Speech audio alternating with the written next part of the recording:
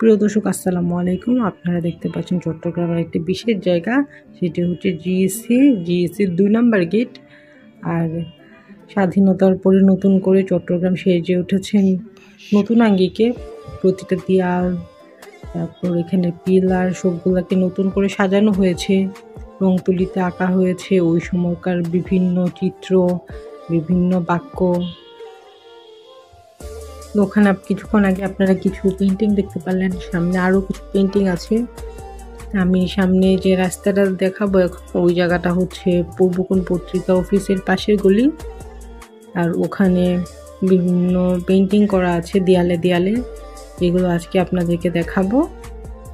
আমি তো আজকে অল্প একটু জায়গা দেখাচ্ছি, বাট চট্টগ্রাম শহরের মোটামুটি সব দেয়ালে দেয়ালে বিভিন্ন রকমের চিত্র বাক্য লেখা আছে।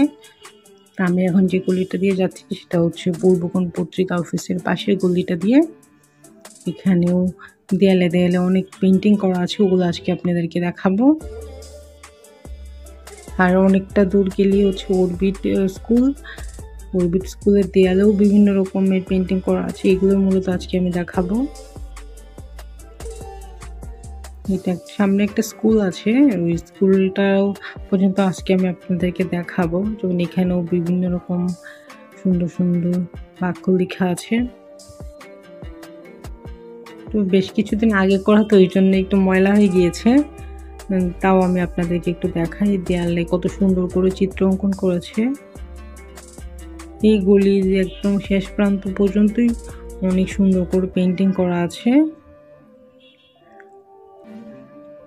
এটা মূলত আবাসিক এলাকা, কিন্তু আবাসিক এলাকার ভিতরের দিকে একটা স্কুল আছে। এখানে আমরা একটা ব্যানার দেখতে পাচ্ছি, মডার্ন টিচার ট্রেনিং কলেজ। আর এটা হচ্ছে একটা স্কুল, এই যে এটা orbit residential school and college. ঠিক স্কুল বলে এখানে আরেকটু বেশি চিত্র অঙ্কন করা আছে।